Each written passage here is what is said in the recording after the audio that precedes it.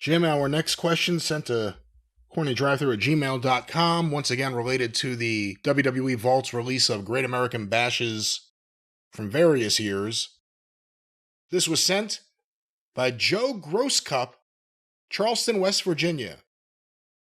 I recently watched a Bash 88 from Greensboro and was shocked to see so many empty seats. It looked like whole sections were empty.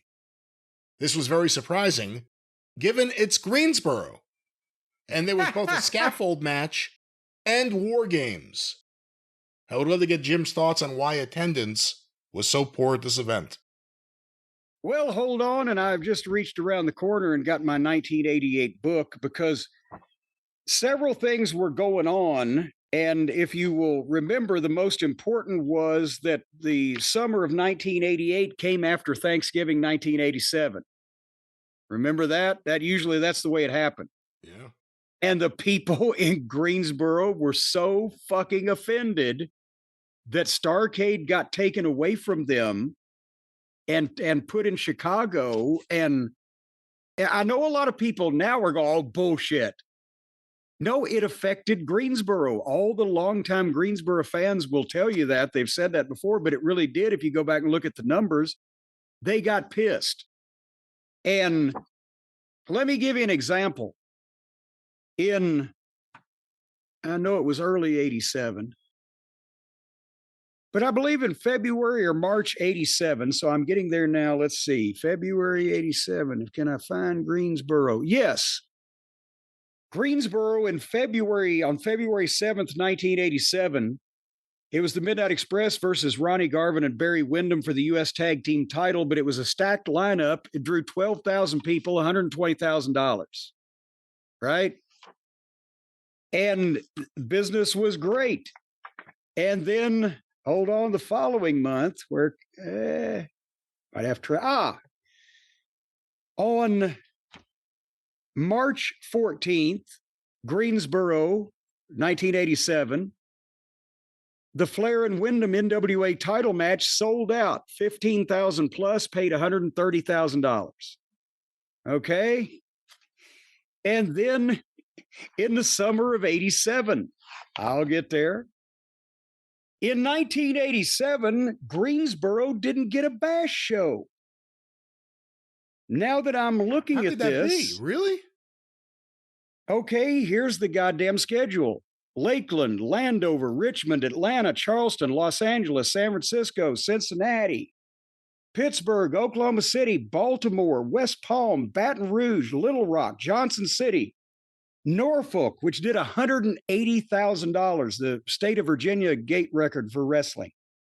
Charlotte, that did $174,000, was a disappointment that year in the stadium. Roanoke, Chicago, Greenville, Dallas, Houston, Philadelphia, Cleveland, Ohio, Fayetteville, Rock Hill, Jacksonville, Florida, Miami, Florida, and the Superdome on August 1st. Greensboro didn't get a goddamn Bash.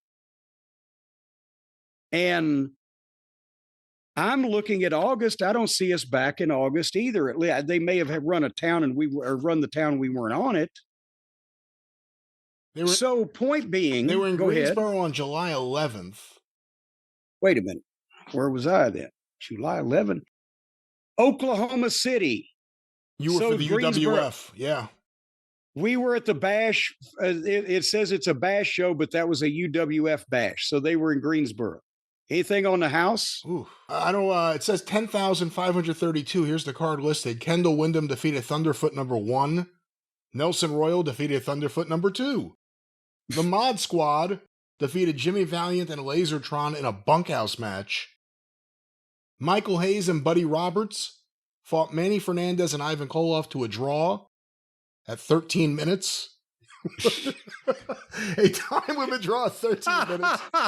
Ole Anderson defeated the Barbarian. Arn Anderson and Tully Blanchard defeated Ricky Morton and Robert Gibson by disqualification. I remember this match now. Ric Flair beat Jimmy Garvin with Precious in a steel cage match. And Lex Luger defeated Nikita Koloff in a cage Well, and there's the problem. And we, meanwhile, the Midnight Express and the Road Warriors are in Oak City, and it only did a $54,000 house because the Mid South towns were dead. But anyway, in '88, asking the question of why the empty seats, in '88 they changed the structure because the bash had never been on pay-per-view before, because we had not been doing pay-per-view in '87. So the Great American Bash in July of 1988 that was being promoted was the one in Baltimore. And that did 13,000 people sell out, paying $206,000, which was a Baltimore record. But some of the other towns suffered because before it had been all about the Great American Bash on tour, see it near you. Now it's buy the big one on to watch on TV, and oh, come live also. So what happened with Charlotte? Charlotte went from the '85 bash had 25,000 people. The '86 bash still had 20 something thousand, and the house was a couple $100,000. The '87 bash, as I said, was disappointing when it did $174,000. The '88 bash in Memorial Stadium did 98 grand, less than 10,000 people. As the last time they went outdoors in Charlotte. And then Pittsburgh, the Great American Bash there, we had run Bubba and Dusty there in early '87 and sold out, did $160,000. The Bash did 80 grand in Pittsburgh. Chicago only did 100 grand. So most of the houses individually were down across the Bash house shows from where they'd been in '86 and '87. But the one in Baltimore that the promotion was focused on did a record house. Out of Chattanooga did a record on July 14th. They did 83 grand because they weren't used to getting a bash at all. But Richmond was down to 109 grand. And then the house in Greensboro was 100 grand. So a little bit less than 10,000 people. Because it wasn't special anymore. Philadelphia did 147,000. That wasn't bad, but certainly it wasn't the 200 and something $1,000 of the '86 bash, and we got zoomed on that one to begin with. The biggest bash that year, besides the Baltimore show, was Landover, Maryland, the Capitol Center. Did $157,000. That was a hell of a building. It always drew well, but Crockett couldn't get in there all the time because Vince had it sewed up. Do you plan to check any of these out on YouTube? The '88 bash or any of the other ones? Yeah, I've got the VHS tapes, but it's not like I have watched them in the Greensboro years one, and years. The Greensboro one wasn't on VHS. The '88 Greensboro. Well, actually, I've had that VHS because that was my 3-on-2 handicap match, me and the Midnight against the Fantastics. I got that from The Office. I've had that for 40 fucking years. No way. Yeah, I actually, I was going to say, I think it was on it was on the rookie year DVD that I sold on the website for a while. Because it's just raw footage that I got from The Office. There's no commentary. It never aired on television. So I'm like, well, they ain't going to sue me over this. Now maybe they'll sue me over it. You know, it's so weird when I watch some of the footage from the '86 bash, which is memorable from the Ric Flair entrance in the helicopter, which is really cool just to watch the whole thing play out, without any editing. But the thing that stands out, the crowds, but, it reminded me of Smoky Mountain. It just kind of, seeing everything outdoors like that, it reminded me, I don't know, I just got like the scent of when I was, in Smoky Mountain Wrestling in '94. Well, that's the thing. When you would go, there was nothing like outdoor wrestling events down south in the summertime. Because the fans were naturally more, into it than other parts of the country. And it's hot and sticky, so everybody's sweating.